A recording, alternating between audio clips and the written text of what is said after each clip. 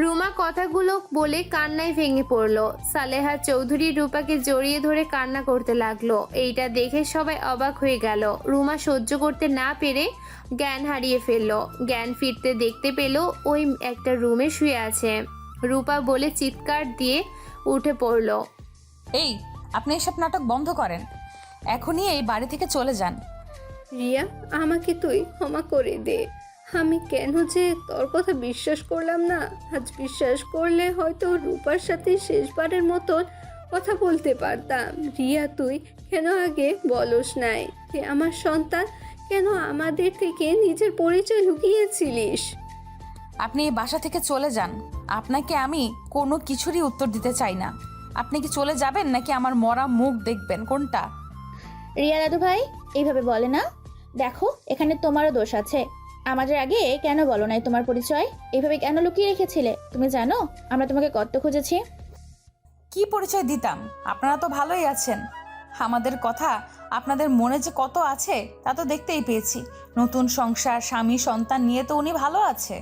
সেখানে গিয়ে কেন ওনাকে বলে ওনার সংসার ভাঙতে যাব? তখনই রিয়ার দাদু বাড়ি থেকে লোকজন এসেছে। রিয়াকে সান্ত্বনা দিয়ে রিয়ার আব্বুকে নিয়ে চলে গেল। রিয়া যেতে না চাইলে জোর করে নিয়ে যায়। রিয়া সারাদিন কান্না করে। রিয়ার আব্বু বলল, রিয়া, কান্না করিস না, আর কান্না করে রূপার আত্মাকে কষ্ট দিস না। তুই যদি এভাবে ভেঙে পড়িস তাহলে রূপা অনেক কষ্ট পাবে রে। না আব্বু, আমি আর কান্না করব না। এই দেখো, এই যে আমি চোখ মুছলাম, আর কান্না করব না। কিন্তু আব্বু, আমার এই সব ভালোবাসা যে সহ্য হচ্ছে না। যখন আমার বোনটা বেঁচে ছিল তখন তো কেউ ছিল না আমার পাশে, আমাদের পাশে। আজ আমার বোনটা আমাদের ছেড়ে অনেক দূরে চলে গেছে, তখনই সবাই আমাদের আপন করে নিল। আমার বোনটা কতটা আক্ষেপ নিয়ে এই দুনিয়া থেকে চলে গেল। আব্বু আম্মুকে এক নজর দেখার জন্য কতটা ছটফট করছিল। আমি পারি নাই ওর শেষ ইচ্ছেটা পূরণ করার। কথাটা বলে রিয়া ওর আব্বুকে জড়িয়ে ধরে কান্না করতে লাগলো। রিয়ার আব্বু রিয়ার মাথায় হাত বুলিয়ে দিতে দিতে বলল, আর কষ্ট পাস না, তুই তো চেষ্টা করেছিস। আর রিয়া, তুই তো তোর আম্মুকে নিয়ে আসলেও রূপার সাথে দেখা হতো না রে। তুই চলে যাওয়া 10 মিনিট পরে এই দুনিয়াতে থেকে বিদায় নেছি। এইটা ভেবে কষ্ট পাস না। এক মেয়েকে তো হারিয়ে ফেললাম, আবার তোকে হারাতে চাই না রে মা। রিয়ার কান্না করতে লাগলো। রিয়ার বড় খালামণি রিয়াকে বুকে জড়িয়ে ধরে সান্ত্বনা দিতে লাগলো। এভাবে অনেক দিন কেটে যায়। রিয়া এখন কারোর সাথে কথা বলে না। সারাদিন একা একটা রুমে শুয়ে থাকে। খাওয়া দাওয়া প্রায় ছেড়ে দিয়েছে। রিয়ার অবস্থা প্রায় খারাপের দিকে চলে যাচ্ছে। রুমা রিয়ার সামনে আসার সাহসও পাচ্ছে না। আর এইদিকে এই অবস্থার কারণে আদিত্য বিয়ের পিছিয়ে দেয়। আদিত্য প্রতিদিন রিয়ার সাথে দেখা করতে আসলেই রিয়াত আদিত্যের সাথে দেখা করে না। প্রতিদিন আদিত্য ব্যথী হয়ে চোখ ভিড়ে যায়। রিয়া এই কয়েক মাসে এইটা জেনে গেছে যে তার মা কাউকে বিয়ে করে নাই। তার বাবার স্ত্রী হয়ে তার দাদুর বাড়িতে থাকতো। আর তার বড় খালামণির রাগের কারণ ছিল তার আব্বু আম্মু পালিয়ে গেলে তার ছোট চাচুর সাথে তাকে বিয়ে দেওয়ার কারণে। সেই কারোর সাথে ভালো করে কথা বলতো না। এইদিকে রিয়ার আব্বু রিয়ার টেনশনে বসে থাকতে দেখে রুমা এসেছে, কাঁধে হাত রাখলো। রুমা, আজ আমি সব তো ফিরে পেলাম, শুধু আমার ছোট মেয়েটা কাউকেই পেল না। আজ তুমিও আমার সাথে আছো, আমার ফ্যামিলিও আছে, কিন্তু আমার ওই ছোট মেয়েটাই নাই। রিয়াকে আমি কীভাবে সান্ত্বনা দিব বলো, যেখানে আমি নিজেই এইটা মেনে নিতে পারছি না। রিয়ার আব্বুর কান্না করতে লাগলো। রুমার রিয়ার আব্বু দুইটা হাত ধরে বলল, সব দোষ আমার। আমি আমার সন্তানদের কাছে থাকলে আমার ছোট মেয়েটাকে হারাতে হতো না। আমার মেয়ে দুইটা কত কষ্ট পেয়েছে জীবনে। যদি আমি ওদের পাশে থাকতাম তাহলে এত কষ্ট পেতে হতো না।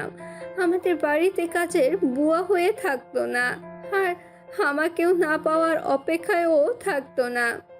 ভুলটা তোমার একার না, আমারও আছে। আমিও কেন যে তোমাকে এর আগে বসে ডিভোর্স দিয়ে মেয়েদের নিয়ে চলে আসলাম। যদি ধৈর্য ধরে সব কিছু ঠিক করে নিতাম তাহলে আজ এমন কিছু হতো না। দেখো, অতীত নিয়ে আর ভেবে লাভ নাই। এখন তোমার একটা সন্তান আছে, যাকে নিয়ে ভাবা শুরু করো। অতীত ভেবে আর সেটা ফিরিয়ে আনতে পারবে না। রিয়াকে কিভাবে আগের মতো স্বাভাবিক করবে সেটা নিয়ে ভাবো। আম্মু, আমি তো ওর সামনে যেতে পারছি না। ওর সামনে গেলে ওই রেগে যাচ্ছে, আমাকে ওই সহ্য করতে পারছে না। এই ভয়ে তুই রিয়ার থেকে দূরে থাকিস না, এর কাছে যাওয়ার চেষ্টা কর। দূরে দূরে থেকে আরো দূরত্ব বাড়িয়ে দিস না। হ্যাঁ, এটা আম্মা ঠিক কথা বলেছে। তুমি তো ওর আম্মু, ও যত রেগে থাকে না কেন, তোমাকে ওই অনেক ভালোবাসে ও। দেখো তোমাকে ও ক্ষমা করে দিবেই, তাই তুমি ওর কাছ থেকে দূরে দূরে থেকো না। রুমা কিছুক্ষণ ভাবতে লাগলো, তারপর রিয়ার রুমে চলে গেল। রিয়ার রুমে যেতে রিয়া চিল্লাই উঠল। রিয়ার আম্মু রিয়াকে শক্ত করে জড়িয়ে ধরে বলল, মা আমি জানি তোর কতটা কষ্ট হচ্ছে, কিন্তু মা একবার ভেবে দেখেছিস আমি তোদের মা। আমি যত খারাপ হই না কেন, একটা মা কখনো তাদের সন্তানদের ক্ষতি চাইবে না।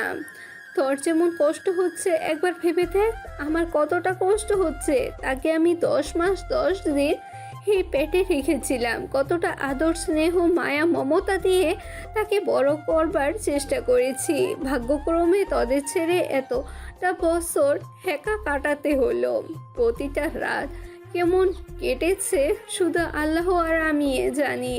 কোনো মা বাবা তার সন্তানকে ছাড়া ভালো থাকতে পারে না। প্লিজ মা আমাকে ক্ষমা করে দে, এক সন্তানকে হারিয়ে ফেলেছি, সেখানে তোকেও আমি হারাতে চাই না।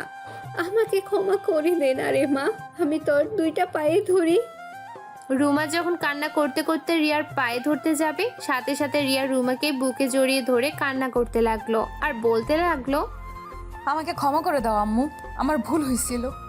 আমি যদি তোমাকে প্রথমেই সব বলে দিতাম তাহলে এত কিছু হতো না। আচ্ছা এসব বাদ দে, যা ফ্রেশ হয়ে আয়, আমি তোকে আজ নিজের হাতে খাইয়ে দিব। রিয়া ফ্রেশ হতে চলে গেল। রুমা নিচ থেকে খাবার নিয়ে আসলো, রিয়াকে খাওয়াই দিতে লাগলো। রিয়ার গলা দিয়ে খাবার নামতে না চাইলেও রিয়া পানি দিয়ে খেতে লাগলো। তুই নোকমান খেয়ে বলল, আম্মু আমি পারছি না, আমার বুকের ভেতরটা জ্বলে পুড়ে যাচ্ছে। আমার বোনটা ওই কবরে একা কিভাবে যে থাকছে। রিয়াকে বুকে জড়িয়ে নিয়ে দুইজন কান্না করতে লাগলো। রিয়া আর রুমাকে এক হতে দেখে সবাই অনেক খুশি হলো। 1 মাস পর আদিত্য আর তুলির বিয়ে, তাই সবাই সালেহা চৌধুরীর বাড়িতে চলে গেল। সারা বাড়ি সুন্দর করে সাজিয়ে রাখছে। রিয়া ছাদের উপরে এক কানিতে দাঁড়িয়ে আছে, তখনই পিছন থেকে আদিত্য বলল, রিয়া আমি এই বিয়ে করতে চাই না। কেন? রিয়া আমি তোমাকে ভালোবাসি, আর তুমি তো আমার স্ত্রী। আমাদের তো বিয়ে হয়ে গেছে, আমি দ্বিতীয় বিয়ে করতে চাই না। তুমি কেমন স্বামী? নিজেকে স্ত্রীকে এতটা অপমান হতে দেখেও চুপচাপ দাঁড়িয়ে দেখো, কাউকে কিছু বলার সাহস পাও না, আর সেখানে বলো আমি তোমার স্ত্রী। শোনো, তোমার মতো স্বামীর আমার কোনো দরকার নেই। আমি তোমাকে ডিভোর্স লেটার পাঠিয়ে দিব, তুমি তুলিকে বিয়ে করে সুখে থাকো। রিয়া কথাটা বলে নিচে চলে আসলো। রিয়া চলে যাচ্ছিল, তখনই রাফি রিয়াকে পেছন থেকে ডাক দিয়ে বলল, রিয়া আপু, কি আমার নামে বদনাম দেওয়ার সুযোগ খুঁজছো নাকি? না আপু, আমি তোমার সাথে কিছু কথা বলতে চাই। কি কথা, তাড়াতাড়ি বলো। আপু আমাকে ক্ষমা করে দাও। তুমি আমাকে থাপ্পড় মেরেছিলে, তার উপরে ভাইয়া আমাকে মেরেছিল, যার কারণে রাগের বশে আমি এমন করেছি। ওই পিকগুলো সব এডিট করা ছিল, আমাকে ক্ষমা করে দাও। আমি ভালো হয়ে গেছি, বিশ্বাস করো। আমি আর কোনোদিনও মেয়েদের সম্মান নষ্ট করব না। আচ্ছা, আর ক্ষমা চাইতে হবে না, তুমি ভালো হয়ে গেলেই ভালো। রিয়া কথাটা বলে নিচে চলে গেল। সবার সাথে টুকটাক কথা বলতে লাগলো। দুপুরের দিকে বরযাত্রী হিসেবে রিয়াও গেল। রিয়া তুলিদের বাসায় গিয়ে সবার সাথে বসে খাবার খেতে লাগলো। আর এই দিকে আদিত্য রিয়ার দিকে এক নজরে তাকিয়ে আছে। সবার খাওয়া শেষ হয়ে গেল। সন্ধ্যার দিকে তুলি আর আদিত্যের বিয়ে পড়ানো শুরু করে দিল।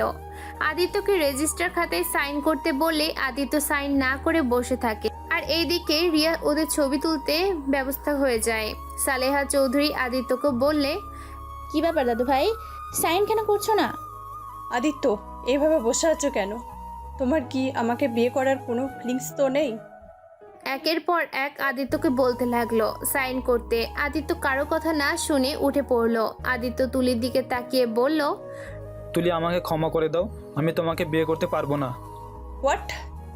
কি বিয়ে করতে পারবে না মানে? দাদিমা আমি বিবাহিত, আমার স্ত্রী আছে, আমি তাকে অনেক ভালোবাসি, আমি তাকে ছাড়া কাউকে স্ত্রী হিসেবে মানতে পারবো না। বিবাহিত মানে কাকে বিয়ে করছো তুমি? দাদিমা আমার স্ত্রীকে তোমরা সবাই চেনো। সবাই চিনি মানে? কিন্তু আমি তোমাকে স্বামী হিসেবে মানি না, আমি তোমাকে ঘৃণা করি। তুমি এইসব করে কি বোঝাতে চাচ্ছ? দেখো, বিয়ে করতে এসেছো, বিয়ে করে নাও। তুলি তোমাকে অনেক ভালোবাসে, মেয়েদের নিয়ে অনেক খেলেছো, এখন অন্তত ভালো হয়ে যাও। রিয়া দেখো, আমি তোমাকে বিয়ে করার পর থেকে আমি অনেকটা নিজেকে পরিবর্তন করে ফেলেছি। আমি তোমাকে ভালোবাসি, বিশ্বাস করো। আপনার ভালোবাসার আর আমার দরকার নেই। আপনি বিয়ে করতে এসেছেন, বিয়ে করেন। বারবার এক কথা বলবে না প্লিজ। ওকে, বলবো না। আমাদের যে বিয়ে হয়েছে তার প্রমাণ কি? হ্যাঁ দেখেন, খুদাই বেহুদা কথা বলবেন না। আপনার সাথে আমার কোনো সম্পর্ক নাই। রিয়া, সত্যি তোমার সাথে ওর কোনো সম্পর্ক নেই? তাহলে ওই যে বলছে তোমার সাথে নাকি ওর বিয়ে হয়েছে। আদিত্য, আমার মেয়েকে নিয়ে বাজে কথা বলো না। আমার মেয়ে কখনো আমাকে না জানিয়ে বিয়ে করবে না। আমি আমার মেয়েকে চিনি। আমার মেয়ে কখনো কোনো ছেলে মেয়েদের সাথে মিশে নাই, আর সেখানে নাকি আমাদের লুকিয়ে তোমাকে বিয়ে করবে। আঙ্কেল বিশ্বাস করুন, আমি মিথ্যা বলছি না। হ্যাঁ, আপনার মেয়ে অনেক ভালো, কিন্তু এটাও সত্যি যে ওর সাথে আমার বিয়ে হয়েছে। চুপ করেন, আপনার সাথে আমার কিছুই হয় নাই। কিন্তু রিয়া আপু, আমার কেন জানি মনে হচ্ছে তুমি এটা মিথ্যা বলছো। দেখো, আমি যে ছবিগুলো এডিট করেছি ওই ছবিগুলোর মানুষ তুমি আর ভাইয়া ছিলে। রাফির কথা শুনে সবাই অবাক হয়ে গেল। আদিত্য বলল, মানে ছবি এডিট করছো কি বলছিস? সবাই আমাকে ক্ষমা করে দিও। আসলে রিয়া আপুকে আমি প্রায় সময় ভাইয়ার রুমে যেতে দেখতাম। আমার কিছুটা সন্দেহ হইতো, তাই একদিন আমি ভাইয়ার জানালা দিয়ে লুকিয়ে এইসব দেখে ফেলি। ভাইয়া আপুর সাথে যা করেছে, রিয়া আপু একটা কথাও বলছিল না। রিয়া আপু ভাইয়ার স্পর্শগুলো অনুভব করতে থাকে। আমি সেই দিন পুরো অবাক হয়ে গেছিলাম।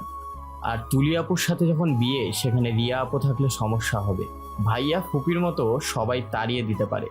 তাই আমি ছবিগুলো এডিট করে রিয়া আপুকে এই বাড়ি থেকে সরিয়ে দিতে চাইছিলাম। রাফির কথা শুনে রিয়া চুপ হয়ে যায়। রিয়ার আব্বু রেগে রিয়ার দিকে তাকিয়ে বলল, আর রিয়া, এসব কি বলছে রাফি? কি হলো, চুপ করে আছিস কেন? কথা বল। রাফি যা বলেছে তা কি সত্যি? তোমরা তো রাফির কথা শুনতে পেলে, আর রিয়ার ব্যবহার দেখে বুঝতে পারছো আমি মোটেও মিথ্যা বলছি না। আর যদি বিশ্বাস না করো তাহলে আঙ্কেল আরেকটা প্রমাণ দিই। আপনার যে চিকিৎসার জন্য 5 লাখ টাকা রিয়া কোথায় পাইছে, ওকে জিজ্ঞেস করেন তো এক রাতের ভিতরে কিভাবে পেলো। আদিত্য, চুপ করবেন প্লিজ। কেন চুপ করবো? বলো, এত টাকা কোথায় পাইছিলে? রিয়া, কোথায় পাইছিলি? তোকে অনেকবার জিজ্ঞাসা করেছিলাম, তুই আমাকে বলছু নাই, এড়িয়ে গেছিস। হ্যাঁ আব্বু, আমার আর আদিত্যর বিয়ে হয়েছে। আর তোমাকে যে টাকা দিয়ে অপারেশন করেছি ওইটা আমার দেনমোহরের টাকা ছিল। রিয়ার কথা শুনে সবাই অবাক হয়ে গেল। রিয়ার আব্বু রেগে রিয়ার গালে ঠাস ঠাস করে থাপ্পড় দিয়ে বলল, ছি, তুই বিয়ে করে ফেলেছিস? আমাদের না বলে এত বড় সিদ্ধান্ত নিয়ে নিয়েছিস। আব্বু, আমার ওইখানে উপায় ছিল না। আমি যদি টাকাটা না দিতাম তোমাকে আমি বাঁচাতে পারতাম না। আমার যে কোনোভাবেই হোক টাকাটা দরকার ছিল। তাই বলে বিয়ে করে নিবি? আমাদের একবার বলার প্রয়োজনও মনে করলে না? আঙ্কেল, আপনি আপনার মেয়ে বিয়ে করেছে জন্য মারছেন, আর সেই আপনাকে কতটা ভালোবাসে সেটা আপনি জানেন না। আপনি জানেন আপনার মেয়ে আপনাকে বাঁচাতে গিয়ে কী পথ ধরেছিল? সেখান তো আমি শখের বশত তাকে বিয়ে করেছিলাম বলে আজ আপনার মেয়ে এতটা ভালো দেখতে পাচ্ছেন। আদিত্য, বেশি হয়ে যাচ্ছে কিন্তু। আর একটা কথা বলবেন না। যদি একটা কথা বলো তাহলে আমি কিন্তু নিজেকে শেষ করে দিব। ওকে, আমি কিছু আর বলবো না। রিয়া প্লিজ আমাকে মাফ করে দাও। তোমার মতো এত ভালো স্ত্রীকে আমি হারাতে চাই না। যাকে এতটা কষ্ট দিলাম, তারপর সেই সব সময় আমার কথাই ভেবে গেছে। যে মেয়ে সবার কথা ভাবতে জানে কিন্তু নিজের কথা ভাবে না, আমি সেই মেয়েটার কথা ভাবতে চাই। রিয়া, আমাকে প্লিজ ক্ষমা করে দাও। আমাকে স্ত্রী হিসেবে কবুল করে নাও। আমি তোমাকে কথা দিচ্ছি কখনোই তোমাকে আর কষ্ট দিব না। আমি তোমাকে নিজের মন থেকে স্ত্রী হিসেবে মেনে নিয়েছি। দাদিমা, তোমার নাতনিকে বোঝাও না, আমি ওকে ছাড়া আর এক মুহূর্তেও থাকতে পারবো না। দাদু ভাই, সব বুঝলাম। তুমি আমাদের না জানিয়ে কেন বিয়ে করলে? আর বিয়ে করলে ভালো কথা, তুমি রিয়াকে আমাদের বাড়িতে দেখেও কেন তুমি কাউকে বলো নাই ওই তোমার স্ত্রী? আর রিয়াই বা কেন তোমাকে স্বামী হিসেবে মানছে না? দাদিমা, আসলে আদিত্য বলতে যাবে তখনই রিয়া বলল, আমি বলতে না করেছিলাম, আমি চাই নাই, তাই আদিত্য কাউকে কিছু বলে নাই। আর তুলি তোমাকে এই অবস্থায় নিয়ে আসার জন্য ক্ষমা করে দাও। আমি জানতাম না আদিত্য আমাকে মন থেকে ভালোবাসে। আগে জানলে কখনো এত দূর আসতে দিতাম না। তাহলে আমি সবাইকেই বলে দিতাম। যা পূজার বুঝেছি। কাজী সাহেব, ওদের দুজন নতুন করে বিয়ে দিয়ে দেন। আর এই আমাকে ক্ষমা করে দিও। আমি তোমার সাথে অনেক অন্যায় করেছি, তারপর থেকে কখনো প্রতিবাদ করো নাই। তুমি সত্যি অনেক ধৈর্যশীল মেয়ে। তুলি কথাটা বলে রিয়াকে আদিত্যের সামনে বসিয়ে দিল।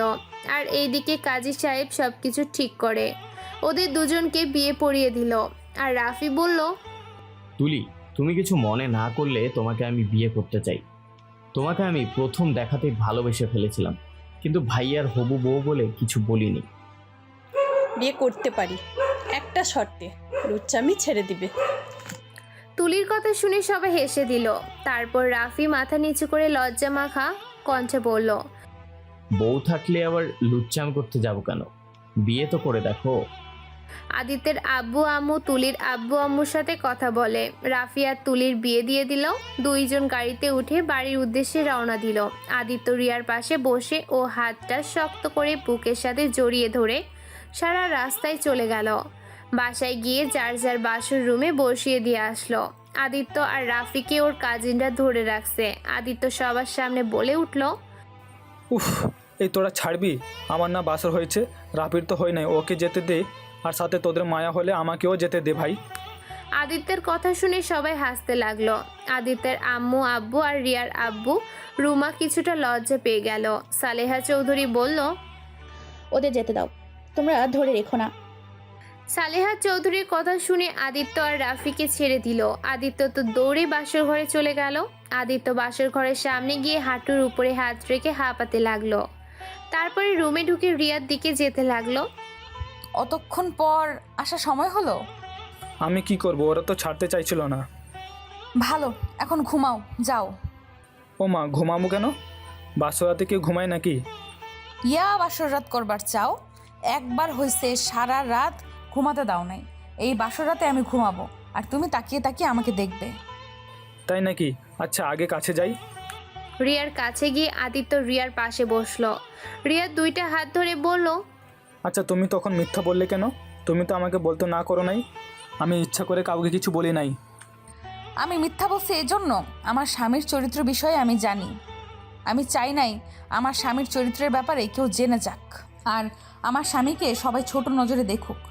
আমার স্বামী আগে কেমন ছিল সেটা অতীত, আর আমি আমার স্বামীকে পরিবর্তন করতে চাই। তাই আমি আমার স্বামীকে কারো কাছে ছোট হতে দিতে পারবো না। রিয়ার কথা শুনে আদিত্য অনেকটা ইমোশনাল হয়ে যায়। আদিত্য রিয়াকে জড়িয়ে ধরে বলল, আমি অনেক ভাগ্যবান তোমাকে স্ত্রী হিসেবে পেয়েছি। সেদিন আমি শোকে বসে বিয়ে করলেও তোমাকে বিয়ে করে আমি কোনো ভুল করি নাই।